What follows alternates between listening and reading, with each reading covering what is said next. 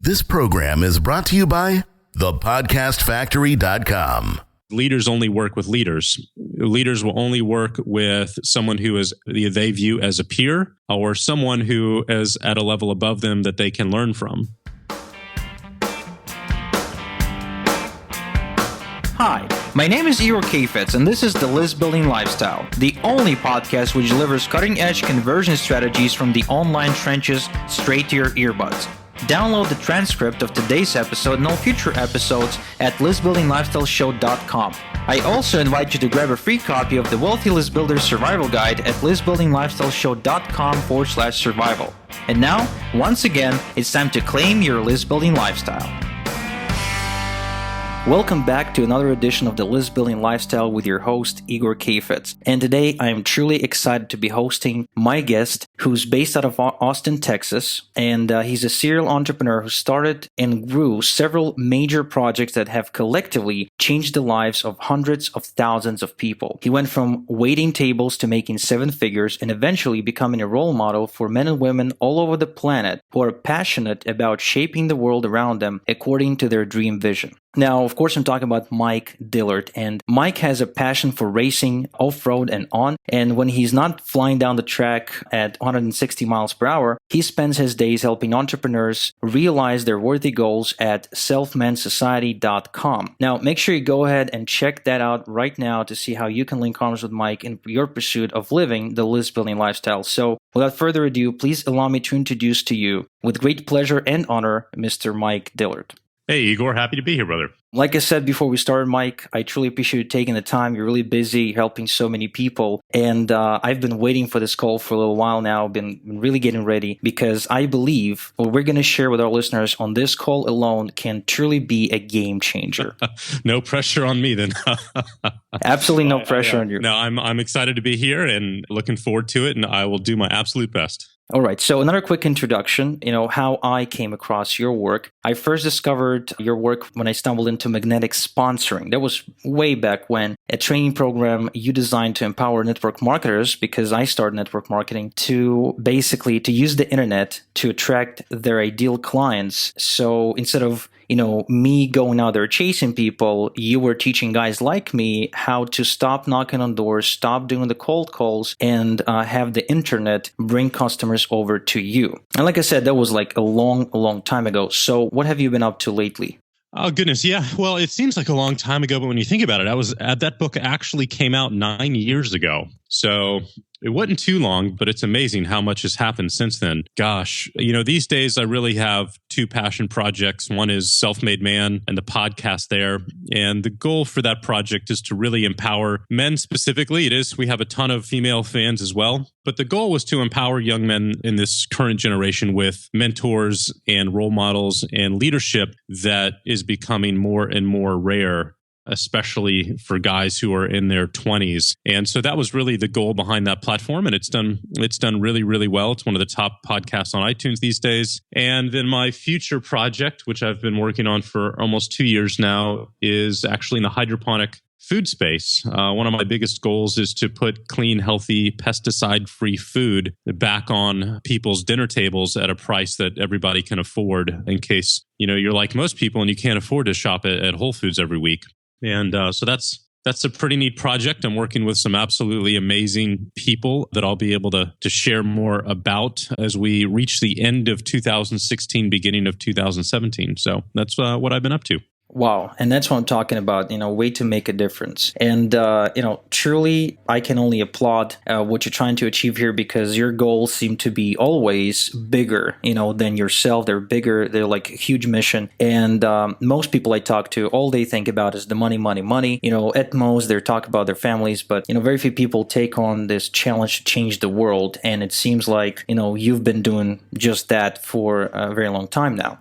So I'm looking forward to diving into the story of how you went from being ultra broke to making over $50 million, owning and flipping several mega successful companies, and all in a span of less than a decade. And specifically, I'd love to focus on the transformation you went through as a self-made man, and basically have you share with our listeners what were some of the core changes you were forced to make when it comes to your inner game to become truly wealthy, not just rich? Sure. It was quite a journey, and I think it was really solidified with some words of wisdom from one of my sponsors or upline members way back when. And I don't know if this is exactly how he put it, but I'll summarize, which is that if you want to achieve a certain result, you have to become a person who is capable of achieving that result. Especially in the network marketing industry, when you're first getting started, it's very easy to fall into the trap of the shiny marketing system or the ground floor opportunity that is going to make you rich and be responsible for your results. And so I spent the first 5 years of my time in that world really pursuing those things, looking for the shiny new marketing system or the bright new company. And I failed every single time. I never made a dollar, struggled at it tremendously. And yet at every single one of these companies, there were always people walking across the stage and always people making hundreds of thousands, if not millions of dollars. And so the common thread between all of them and my failures was me. And so after pursuing that for 5 or 6 years, I really had to stand back and ask myself what was going on. And what I realized is that all of the people who were having success and making money had become amazing at something, whether it was speaking from stage or holding hotel meetings or home parties or teleconferences or whatever it may be. They had figured out their superhuman trick and had mastered that, and they'd been able to use that skill set to achieve the results that they were getting. And I'd watched some of them go from one company to another, and within the first few months, they were always one of the top earners, in those businesses. So that was really the big epiphany for me, is that, my success was not going to have anything to do with the business or the opportunity, the marketing pieces. It was going to have to do with my particular skill sets. And up until that point in time, I had not mastered any. So that was epiphany number one. Number two is, okay, how do I want to build this business? And I'm, especially back then, super shy, super introverted person. I hated the idea of talking to prospects on the phone or in person. So I was probably the absolute worst personality type that you could ever stick into the network marketing industry, because it is such a people-based business. Yet nonetheless, I wanted to figure it out. I had spent 5 or 6 years up until that point trying to succeed in this industry, and I wasn't going to leave until I had. And so I started to think about ways that I could recruit people, talk to prospects, and build my business that would be in sync or, had some synergy to my business personality. And what I was starting to discover were my talents, which really came down to writing, sales copy specifically. So I was absolutely horrible at selling people on the phone in person, but I was really, really good at writing sales presentations and sales copy. So that really led to the discovery of direct response marketing through guys like Dan Kennedy and Yannick Silver. And I realized that, hey, you can actually educate people, tell them the story about the business or the product, and sell them on the entire opportunity without actually having to ever speak to anyone, until they were ready to get started. So that's really what I started to focus on was, using Google AdWords. I taught myself how to use Google AdWords, put up a capture page, and I started advertising online and taking people through a marketing funnel that would tell them the story and sell them the product or service before I ever spoke to them. And, at that time it was, hey, when you're ready to get started, if this seems like a good fit for you, here's my contact information and give me a call and, we'll bring you onto the team. And, part of the piece around that, which made it work so well, which is what I really talk about in magnetic sponsoring, is the leadership aspect. When it comes to that industry specifically, one of the big epiphanies that I had was that you have to be a leader in order to make money by default. This is demanded by the very nature and the structure of the compensation plans in network marketing, where if you don't build a team and if you don't lead a team, you don't make money ever. So that was an interesting piece of the puzzle, where if you want to make money, you've got to be a leader. And when it comes to recruiting, you've got two options. You can recruit people who are brand new to the industry, who have no idea what they're doing, and 90% of whom are going to quit fairly quickly. And then you can recruit rock stars and all-stars and people with a proven track record of success in that world. And I read an analogy somewhere. I don't remember where it was, but it was akin to a football team. If you owned an NFL football team, are you going to place an ad in a newspaper to, recruit your next quarterback, like most business owners do in the network marketing industry. They just place ads and, on the web or wherever, and they'll take anyone who says yes. Or are you going to recruit the absolute best professional quarterback out there from another team, or, who might be in between teams at the moment that you can? And for me, it was a no-brainer. I'm really going to focus on recruiting other proven leaders so that I don't have to hold their hands. They know what they're doing. They can come in day one and start to produce. Now, one of the interesting pieces to the psychology of, well, how do you actually do that, is leaders only work with leaders. Leaders will only work with someone who is they view as a peer, or someone who is at a level above them that they can learn from. So that raises an interesting point, which means if you want to recruit those types of people, you have to become those types of people. And the best way that I found to do that was to really increase my value to the world, to gain expertise, to increase my skill sets. And as I became better and better at online marketing, direct response marketing, and writing copy, and I had more value to the world and more to teach others and more to offer others, I naturally became a leader, and I naturally became a peer of those individuals. And that's how I built my first really big team, meaning I was the number one residual income earner in that company. I recruited a grand total of 15 people over the course of probably 3 or 4 months. But all of those people were proven leaders in the industry. They knew what they were doing. I think 5 of them went on to become among the top 5 producers in the company. And so it was the absolute easiest team that I had ever built in my life. It was the most profitable that I had ever built. I'd put the least amount of work into it and time into it that I ever had to. But it was built on the foundation of 5 and 6 years of failure and trying to figure this out and really investing in myself. In the recent episode of The Self-Made Man, when you were talking to Tony Robbins, you guys discussed how you at some point made the shift of thinking about making money and instead serving the marketplace or giving value. And you just briefly mentioned as well that you decided that in order to become the leader that other leaders would want to work with, you need to become that man of value. So how did you acquire that expertise? What did you do in order to acquire and build within yourself, build all that value so you could then go ahead and share it with the world?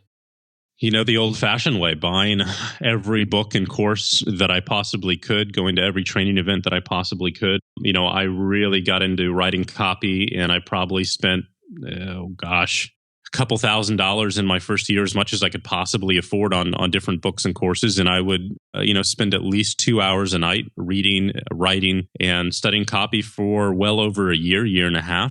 And there's no shortcut around putting in the work. If you really want to have long-term success and transform your life in a fundamental way, there is no shortcut around the work. That's why so few people actually achieve, those levels of results, because most people aren't willing to put in the effort and the time. So my feeling is, around this, if you can't shortcut it, if you have to get it done, just go ahead and dive in and get through it as soon as you humanly possibly can, because it's going to take you at least 2 to 3 years just to get really good at something. But yeah, it's just the old-fashioned way. It's becoming obsessed with achieving a result and putting in the time.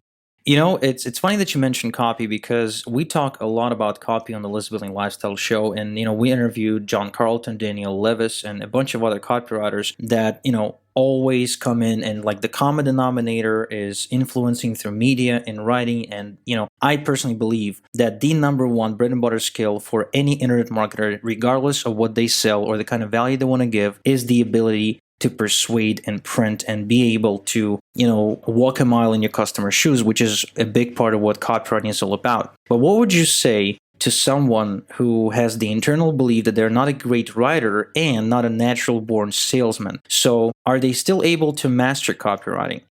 Well, that, really comes down to figuring out how you are wired. And I'm not going to say that, yes, everybody can do that, because realistically, that's probably not the case. And the example that I'll use is maybe you're wired and your brain is made to be an engineer. Maybe you are very quantitative. You love numbers. You love structure.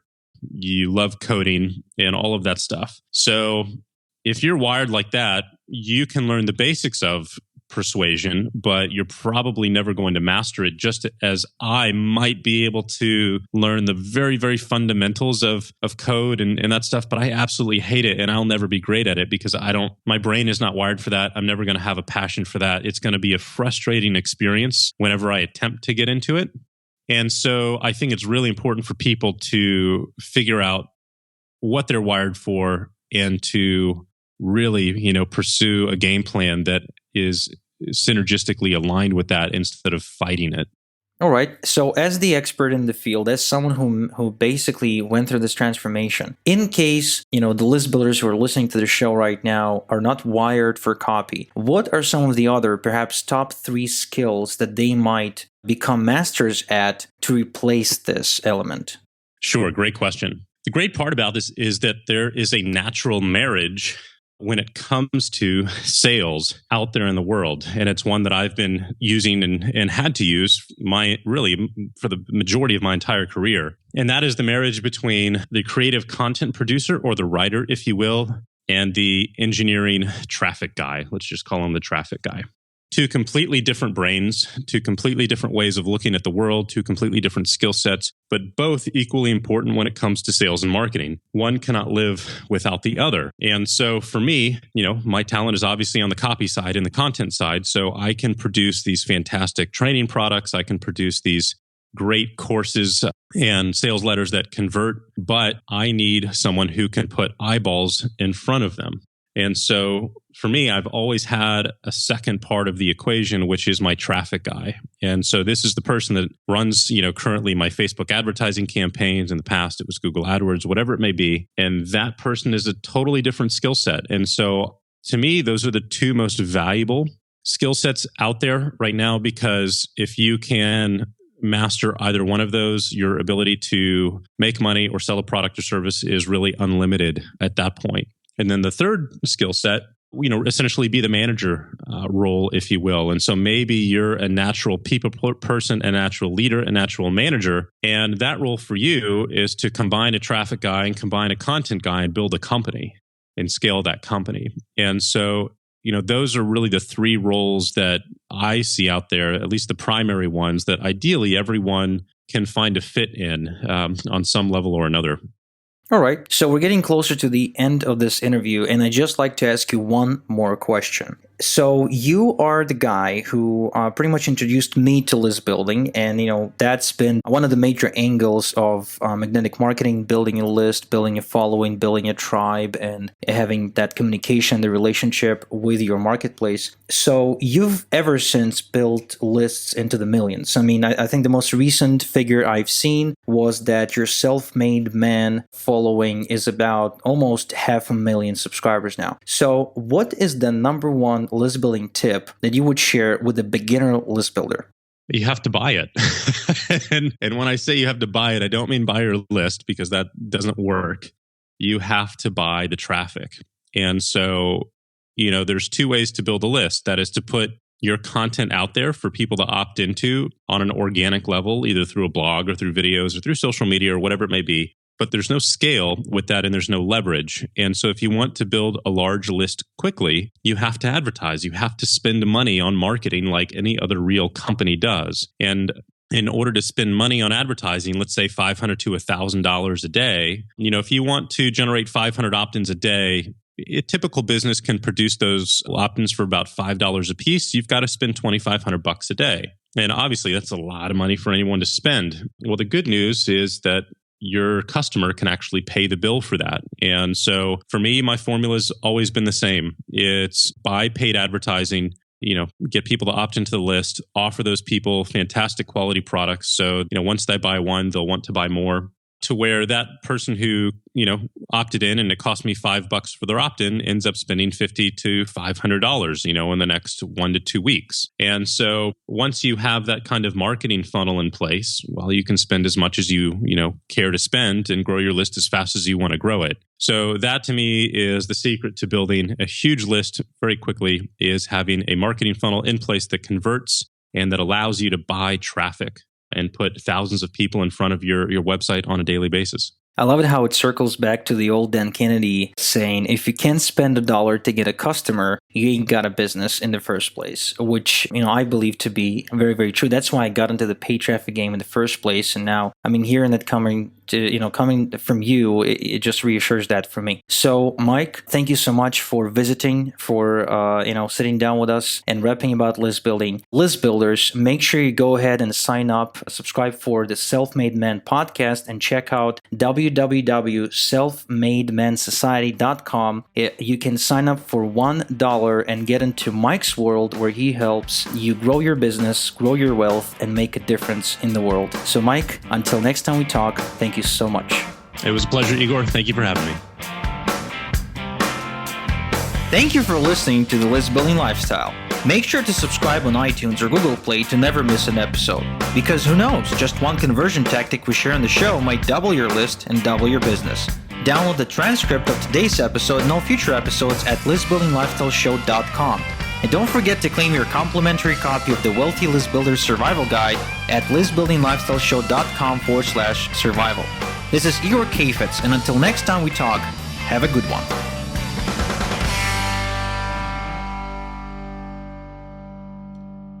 This is the podcastfactory.com.